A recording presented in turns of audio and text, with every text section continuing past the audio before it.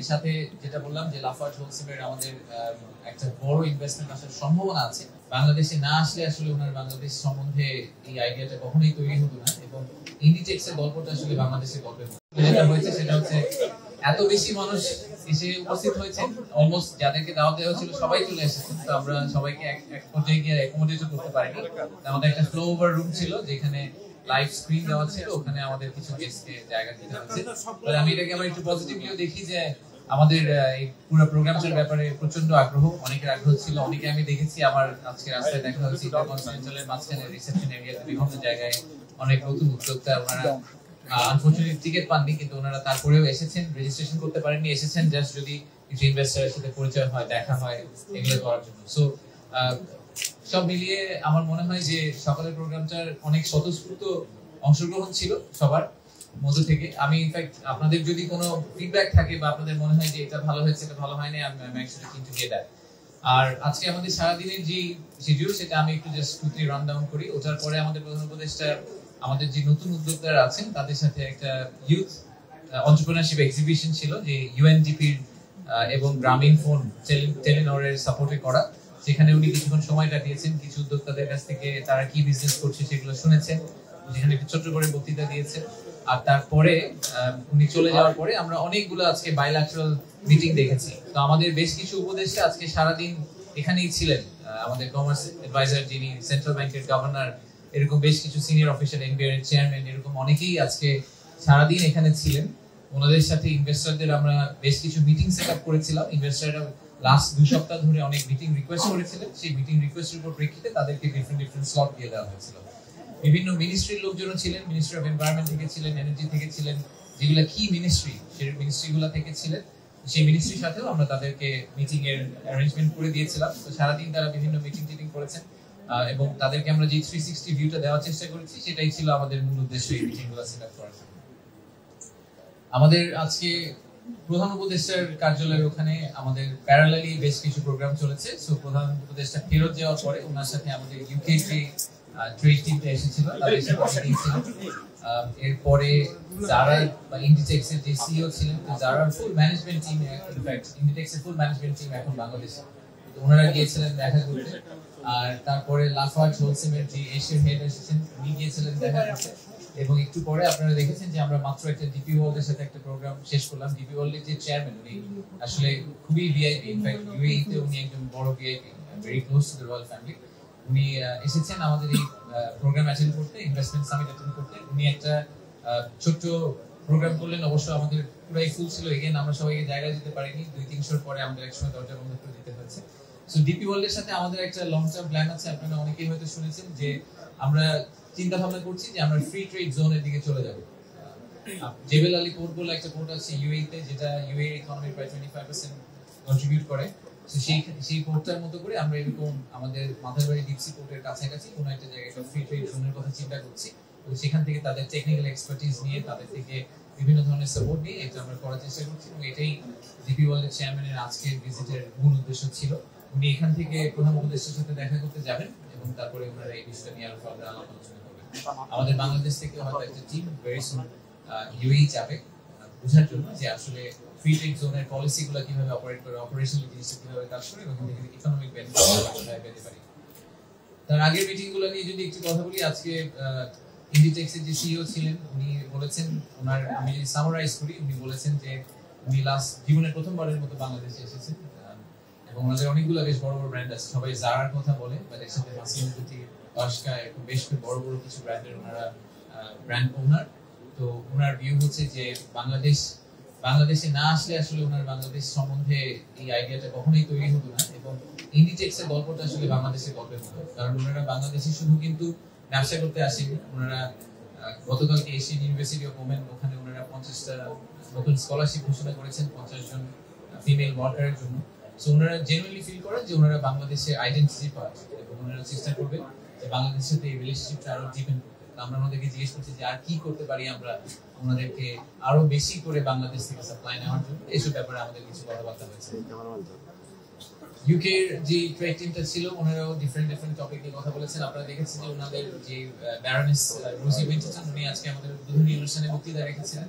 তো সেই বক্তৃতার পরিপ্রেক্ষিতে আমরা দেখতে পেলাম যে ওনাদের একটা whole hearted support for interim government এবং বাংলাদেশে যে 2035 এর কথা আমরা আজকে যে ন্যারেটিভটা সেট করার চেষ্টা করছি যে আমাদের ভিশনটা কি, সেই ভিশনটাকে সাপোর্ট করার জন্য ওনাদের ফুল সাপোর্ট ওনাদের পক্ষ থেকে ফুল সাপোর্টটা আমাদেরকে দিবেন, সেটা ট্রান্সপোর্টেশন ইন্ডাস্ট্রি হোক, এডুকেশন হোক, হেলথ কেয়ার হোক। আজকে চিফ অ্যাডভাইজারের সাথে যখন কথা হয়েছে তখন মেইনলি আমরা আসলে এডুকেশন এবং হেলথ কেয়ার নিয়ে অনেক কথা বলেছি। তো আমরা চেষ্টা করছি ওই জায়গাটা ইউকে এর সাথে কোনো ধরনের কোলাবোরেশনে যাওয়া যায় কিনা। এর সাথে যেটা বললাম যে লাফার্জ হোলসেমের আমাদের একটা বড় ইনভেস্টমেন্ট আসার সম্ভাবনা আছে, সেটা নিয়ে আমরা ওনাদের সাথে কাজ করছি। ওনাদের বেশ কিছু সমস্যা ওনারা ফেস করেছেন বিদেশি ইনভেস্টর হিসেবে। আমি প্রতি প্রেস কনফারেন্সে আপনাদেরকে নতুন একটা গল্প বলি যে বিদেশি ইনভেস্টরদেরকে কিভাবে আমরা ঠিকভাবে ট্রিট করতে পারিনি। এই ক্ষেত্রেও আসলে আমাদের এরকম একটা সিচুয়েশন তৈরি হওয়ার সম্ভাবনা ছিল, আমরা চেষ্টা করছি সিচুয়েশনটাকে অ্যাভয়েড করার জন্য। আর সকালের প্রোগ্রামের ব্যাপারে আপনারা দেখছেন যে আমরা পাঁচটি সংস্থা বা ইন্ডিভিজুয়ালকে আজকে অনার করেছি। তার মধ্যে 4টি সংস্থা যারা প্রাইজ জিতেছেন, অ্যাওয়ার্ড পেয়েছেন বিনিয়োগ উন্নয়ন কর্তৃপক্ষ থেকে। এটা আমরা প্রথমবারের মতো করলাম। আমরা এক্সেলেন্স ইন ইনভেস্টমেন্ট অ্যাওয়ার্ড যেটা দেওয়া শুরু করলাম, আমরা চেষ্টা করবো এটা প্রতি বছর কন্টিনিউ করার জন্য। তো আমাদের যে ফ্যাব্রিক লাগবে, যারা ইনোভেশনে পেয়েছেন, লোকাল ইনভেস্টর হিসেবে পেয়েছেন স্কয়ার ফার্মাসিউটিক্যাল, ইএসজির জন্য পেয়েছেন ওয়ালটন, এবং বিদেশি ইনভেস্টর ফরেন ইনভেস্টর ক্যাটাগরিতে পেয়েছেন বিকাশ। এটা নিয়ে অনেকের একটু কনফিউশন থাকে যে বিকাশ তো আসলে বাংলাদেশি কোম্পানি, তাহলে ফরেন ইনভেস্টর ক্যাটাগরিতে কেন পেলেন?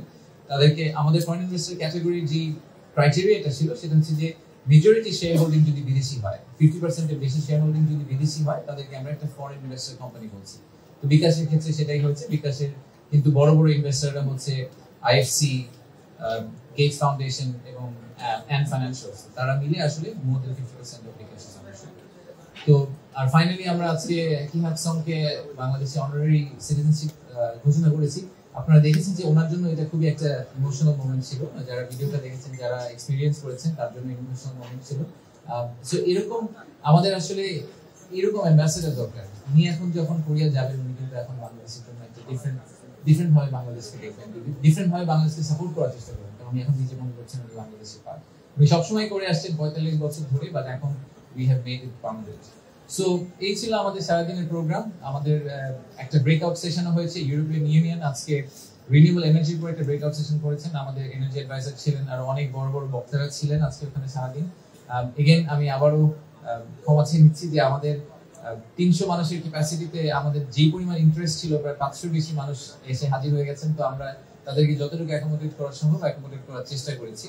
তো আমাদের ভবিষ্যতে হয়তো এই প্রোগ্রামটাকে আগামী বছর আমরা যখন করার চেষ্টা করবো, আমরা এটাকে চিংমুচিতে নিয়ে যাবো। কারণ clearly the demand is there, the excitement is there. So আমরা এটাকে হার্নেস করে আমাদের লোকাল ইনভেস্টমেন্ট এবং ইন্টারন্যাশনাল ইনভেস্টমেন্ট দুটাকে আমরা একটা মোমেন্টাম দিতে পারবো হয়তো। 15 মিনিট সময় আছে, কারণ এরপরে আমাদের একটা ফ্ল্যাগশিপ ইভেন্ট আছে। আমি এই ইভেন্টের ব্যাপারে পার্সোনালি খুব এক্সাইটেড। আমি জেনুইনলি সবসময় বলে আসছি যে বাংলাদেশকে ভালোবাসতে হলে বাংলাদেশের পার্সোনালিটিকে ভালোবাসতে হবে। একটা বাংলাদেশি এমপ্লয়ি অথবা বাংলাদেশি পার্টনার, তার যে ওভারঅল লাইফস্টাইল, তার টেস্ট, তার কালচার, এই জিনিসগুলোকে আমাদের ইনভেস্টরদের সামনে তুলে ধরতে হবে। সেটা নিয়ে আজকে সন্ধ্যায় একটা এক্সক্লুসিভ প্রোগ্রাম হচ্ছে আমাদের ইনভেস্টরদের জন্য। সেটা সন্ধ্যা 7:30টায় শুরু হবে, সেই কারণে আমাদেরকে চলে যেতে হবে। প্রোগ্রামের আমি আপনাদেরকে এখন একটু হাই লেভেল আইডিয়া দিয়ে রাখি। আমরা প্রোগ্রামটা পরে আপনাদেরকে শেয়ার করবো, ফুল প্রোগ্রামটা। এই প্রোগ্রামটাতে আমরা Bangladesh to a different lens এরকম একটা কনভারসেশন করার চেষ্টা করছি ওনাদের সাথে। তো ডিফারেন্ট লেন্স বলতে আমরা যেটা বুঝি যে ক্লাসিক ব্যবসায়ী লেন্সের বাইরে। তো ডিফারেন্ট লেন্সে আমরা কাদেরকে নিয়ে আসছি আমি সেটারও একটু প্রিভিউ দিই। আমরা Bangladesh through an I of a photographer বলে একটা সেকশন আছে, সেখানে আমাদের শহীদুল আলম ভাই, ব্রিক গ্যালারি, উনি একটা প্রেজেন্টেশন করবেন যে ফটোগ্রাফারের দৃষ্টি থেকে বাংলাদেশটা কি হবে। এরপরে আমাদের যে আর্কিটেক্ট আছেন মেরিনা তাবাসসুম, উনি একটা ডেলিবারেশন করবেন যে from eyes of an architect Bangladesh আসলে দেখতে কি রকম। আমরা আমাদের ফুটবলার, এখন তো ফেমাস ফুটবলার আছে আমাদের দেশে, Hamza Chowdhury, so he has sent a video owner point of view থেকে মানে from a footballer's point of view Bangladesh আসলে দেখতে কি রকম। আর তারপরে আমাদের একটা বেঙ্গল সিম্ফনি, যারা ইমন চৌধুরীর যে টিমটা, ওনাদেরকে একটা ক্লাসিক বাংলাদেশি যে একদম হার্ডকোর মিউজিক, সেই মিউজিকের ভিতর দিয়ে নিয়ে যাবেন, মিউজিক্যাল জার্নির ভিতর দিয়ে নিয়ে যাবেন 15-20 মিনিটের জন্য। ফাইনালি আমাদের একটা ফ্যাশন শো আছে ওখানে, সেটা হচ্ছে বাংলাদেশি জামদানি, বাংলাদেশি রিক্সা, বাংলাদেশি যে ট্রেডিশন গুলা, সেইগুলাকে আপহোল্ড করার জন্য, সেইগুলাকে শোকেস করার জন্য আমরা একটা ফ্যাশন শোর মতো অর্গানাইজ করেছি মিউজিকের সাথে সাথে। So that's generally the size of the program. আপনারা প্রোগ্রামের ভিডিওটা হয়তো সামনে পেয়ে যাবেন। But I am really excited about it. আমার ধারণা যে এই প্রোগ্রামটার শেষে একজন বিদেশি ইনভেস্টর যিনি প্রথমবারের মতো, আজকে ইনফ্যাক্ট আমি যাদের সাথে কথা বলেছি অনেক বড় বড় ইনভেস্টর আজকে আমাকে বলেছেন যে ওনারা আগে কখনো বাংলাদেশ আসেননি, এই প্রথমবার আসছেন। তাদের জন্য আসলে বাংলাদেশের এই ফুল 360 ভিউটা খুব দরকার, not only the business environment but how the people are. So ওইটাকে আমরা আজকে দিন শেষে আমরা আমাদের গোল হচ্ছে যে ওই জায়গাটা পৌঁছানো, যে ওনারা যখন এই দেশ থেকে ফেরত যাবেন, বাংলাদেশ থেকে ফিরে যাবেন, তখন ওনাদের বন্ধু বান্ধব, ওনাদের কলিগ, এদের কাছে যখন ওনারা বাংলাদেশের গল্পটা বলবেন যে ওনাদের কি এক্সপিরিয়েন্স ছিল, ওনারা কিন্তু ফুল পিকচার দিতে পারবেন এবং আমাদের হয়ে ওনারা অ্যাম্বাসেডর হিসেবে কাজ করবেন। আমি এখানে থামি, আমার হাতে এজ আই সেড আমার আনফরচুনেটলি 15 মিনিট সময় আছে। আমরা অল্প কয়েকটা কোয়েশ্চেন নিব আজকে and we will do a wrap up. আগামী সপ্তাহে আমরা ফুল সামিট নিয়ে কোনো একটা সময় আপনাদেরকে একটা ফুল কভার করব। ঠিক আছে, ধন্যবাদ।